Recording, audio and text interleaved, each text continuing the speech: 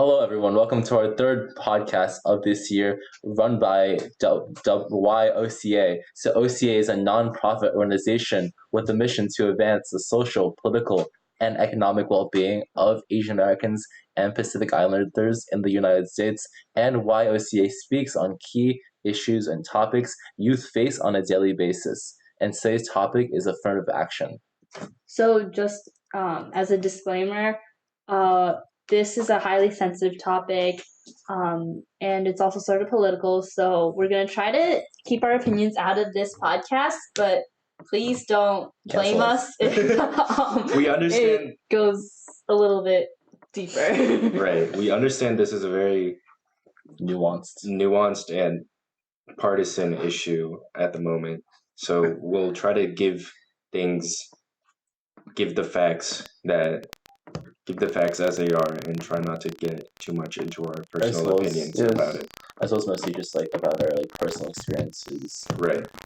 I know that, speaking from my experience, I am a rising sophomore in college.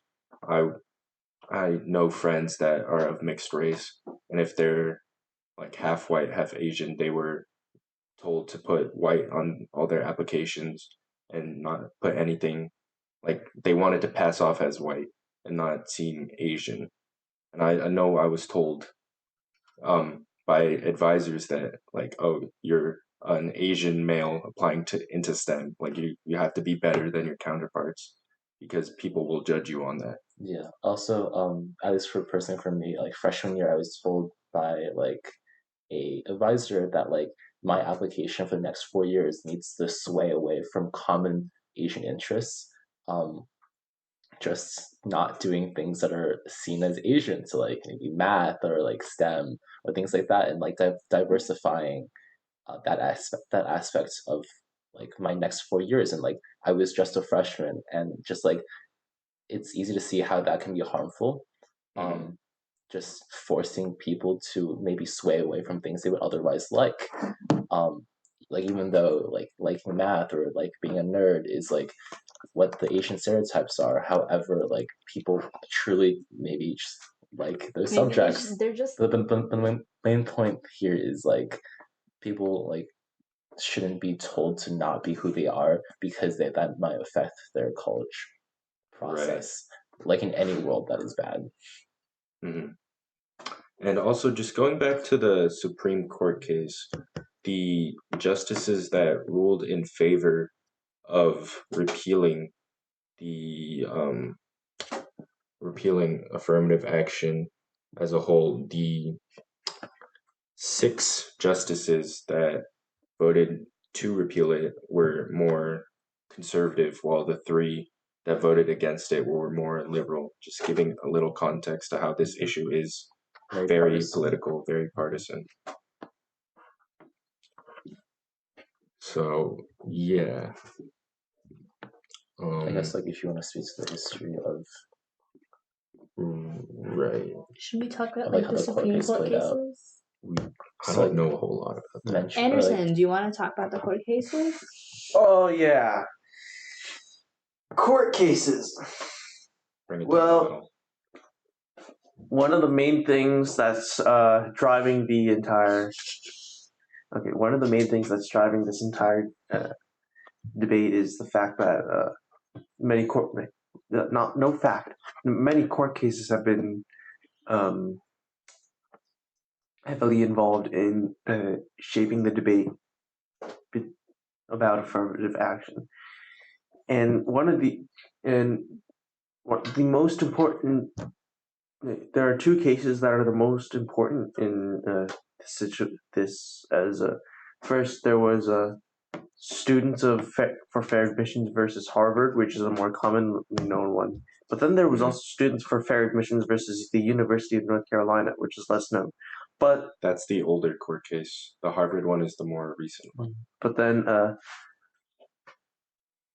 they sort of became I don't know how to say this. I don't really follow politics, but they're sort of combined or like considered as one. Right. The older North Carolina one was used as precedent for the Harvard case because the North University of North Carolina was a public institution.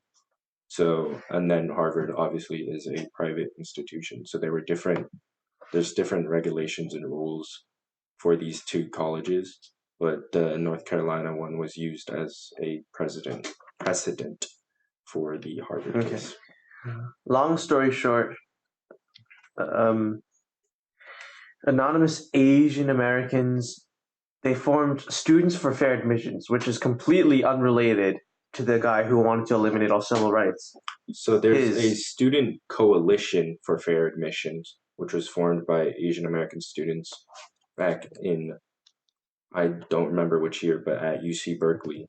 And then the SFA, or Students for Fair Admissions, that was involved in the Supreme Court case was a different organization started by a man named Edward Blum. So these are two very similar sounding organizations, but they are not the same. Okay. So the group behind the Students Coalition, which is formed by the students, not by the Edward Blum guy, they formed the organization after being rejected from Harvard on a suspect that they were denied admission. They were denied admission because of race. That's I think not entirely correct. The SFA, the organization founded by Edward Blum, is the one fighting against Harvard with students who claim they were unfairly treated during admissions by Harvard. I don't think Students Coalition for Fair Admissions ever got a court case. No, they didn't.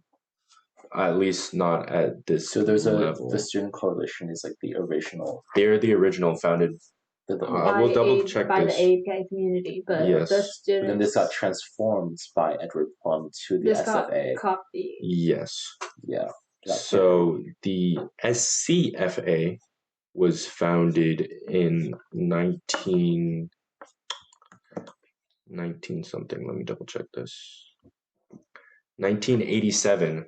And the SFA, the organization involved in the court case against Harvard, was founded in 2014. And just a little context about Edward Blum. He was a white conservative male, and he funded or supported a older court case that some of you might know of, that included Abigail Fisher, who claims she was denied admission to University of Texas, Austin, because she was white. And I don't know a whole lot about this case, but I believe that their efforts in the courts failed. And so at that point, Edward Blum turned to the Asian American community to start a court case about how Asian Americans are negatively affected by affirmative action. I guess like talking about the overall sense of like college admissions, college admissions is relatively like abstract in a way that it's hard to say like, oh, if you do these things you'll get in. And that's why it's been so hard to prove in these court cases that these institutions are are inherently racist. Like sometimes an admission officer would slip up and like say something outright racist. Right. There's cases where these like top Asian applicants who have like a perfect GPA, perfect SAT, ACT score are denied admission from a school, whereas like a white applicant with a lower GPA, lower test score is admitted. Where I'm not sure where I first heard this, but people will say that Asian applicants are one-sided, one-dimensional, where they're good students, but they don't have as much like extracurricular involvement as other students might have. In the Harvard case, they had personal ratings, which I don't fully understand, so I can't speak to that. But it was used in the case that Asian students would get high academic ratings but low personal ratings, and that was used as an example of how Harvard, what's the word?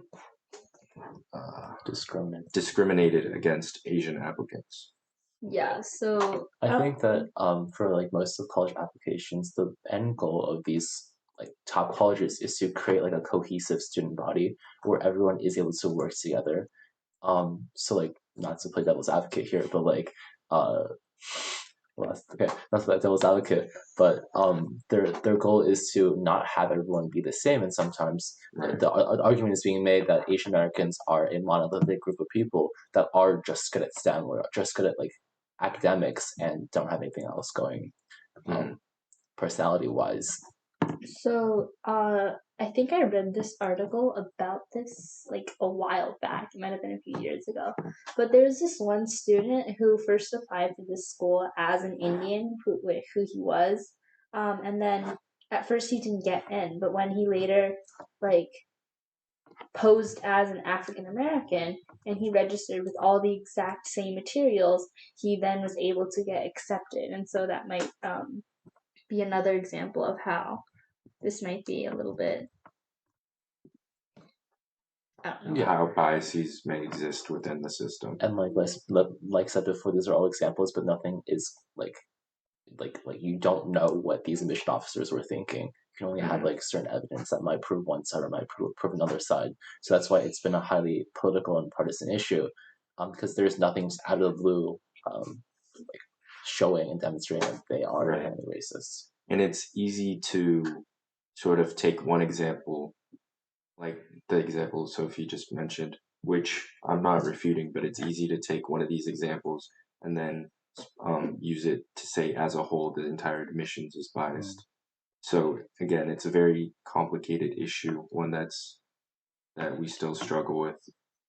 So I think the most important thing to keep in mind is that there's currently people saying how like other minority groups such as African Americans or Hispanic Americans, like Latino Americans, do not deserve their spot at these top institutions because of affirmative action. This is very harmful because just assuming that like that's just basically the definition of racism, saying that they only got in because of affirmative action and otherwise they wouldn't get into these top institutions.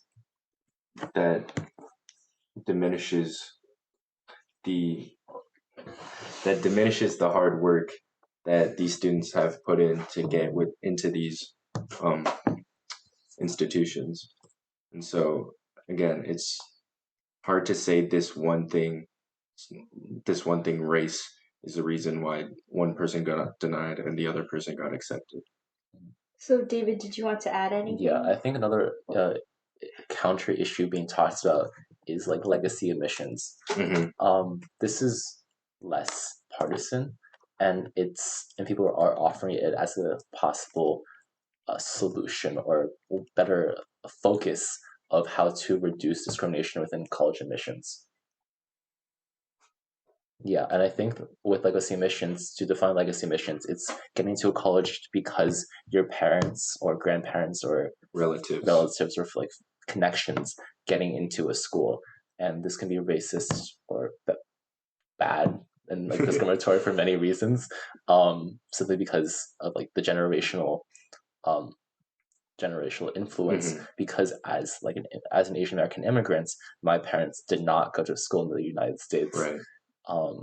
And yeah, so these prestigious universities are historically white, and so in this case, legacy admissions, upper middle class white students have an advantage if their parents attended a certain school, whereas, like David said, immigrant families don't have the same legacy of like, oh, my dad went to the school, my grandparents went to the school, my mom, like my aunt, my older brother all went to this school, and that being considered for admissions is much more harmful to having an actually diverse and qualified student body than affirmative action is, in my opinion.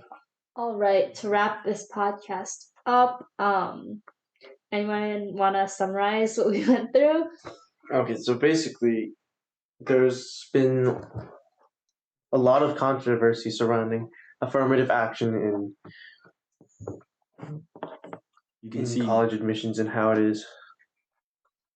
it has affected Asian Americans.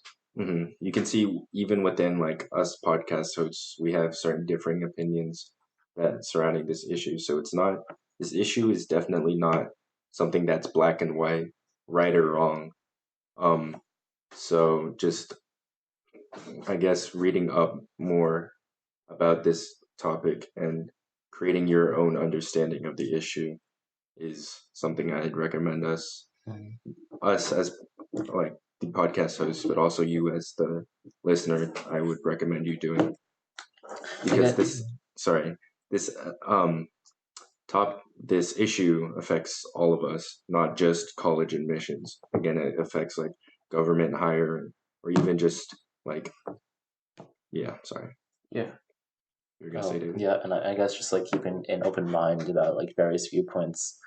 Like Ken said before, it's very important to not just like immediately see it from one side, or the most important part is like not using this court case or these arguments as justifications for like discriminatory beliefs or racism, and just like keeping that open mind to realize that there are different and like varying points, like basically like said before, as shown in this podcast, all of us here have different viewpoints about the legacy or the impact and application of affirmative action. Right. Yeah, so as like a final disclaimer, we've done our best to keep this objective Apolitical. and to offer offer only the facts and not our opinions or thoughts. But again, we're all humans, so that just shows how much of a complex issue this is and how there's no simple right or wrong answer. So take everything we said here with a grain of salt. And thank you for listening. Join in we'll next see you time. all in the next podcast.